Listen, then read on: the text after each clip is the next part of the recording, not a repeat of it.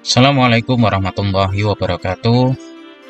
Bagaimana kabarnya teman-teman mahasiswa? Semoga semuanya tetap sehat, tidak ada yang sakit. Baik, pada hari ini kita akan belajar terkait dengan aspek hukum dalam studi kelayakan bisnis. Nah, untuk memulai studi kelayakan usaha, umumnya dimulai dari aspek hukum. Walaupun banyak yang melakukan dari aspek-aspek lain, tergantung dari kesiapan masing-masing perusahaan. Tujuan dari analisis terhadap aspek hukum yaitu untuk meneliti keabsahan, kesempurnaan, dan keaslian dari dokumen-dokumen yang dimiliki.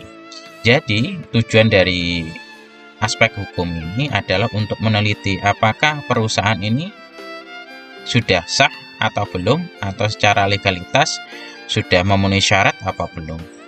Harapannya ketika nanti legalitas ini sudah sah, tidak ada kendala-kendala ketika mendirikan sebuah usaha tersebut. Jangan sampai nanti setelah didirikan ternyata terkendala oleh izin usaha, akhirnya ditutup kembali dan sebagainya. Bagi peneliti studi kelayakan bisnis, dokumen yang perlu diteliti keabsahan, kesempurnaan, dan keasliannya meliputi badan hukumnya. Dan hukumnya berbentuk apa? Kemudian perizinan yang dimiliki, kemudian sertifikat tanah, dokumen lainnya yang mendukung kegiatan usaha tersebut.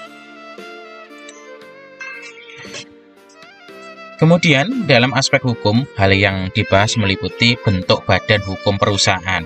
Di bentuk-bentuknya apa? Seperti PT, CV, dan sebagainya. Kemudian prosedurnya, legalitasnya.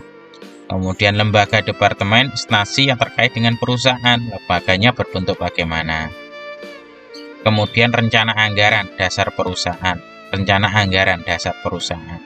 Jadi setiap perusahaan itu harus punya anggaran dasar. Karena apa tujuannya? Ketika ada masalah, apapun rujukannya adalah anggaran dasar. Anggaran dasar itu adalah sebuah aturan permainan dalam perusahaan. Sampai pembubaran, sampai pembagian hasil dan sebagainya, itu dituangkan dalam rencana anggaran dasar perusahaan. Sampai keuangan dan sebagainya, modal dan sebagainya.